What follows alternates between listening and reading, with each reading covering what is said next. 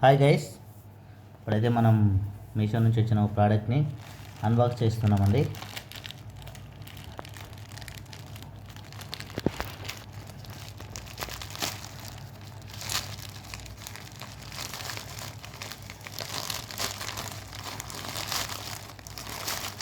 ఏంది ఇంతసేపు తీసుకుని ఓపెన్ చేయడానికి? జిప్స్ ఓపెన్ చేయి.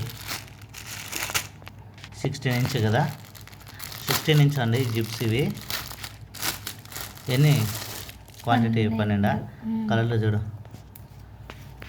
అబ్బో 12 2, 3, 4, 5, 6, 7, 8, 9, 10, 11, 12.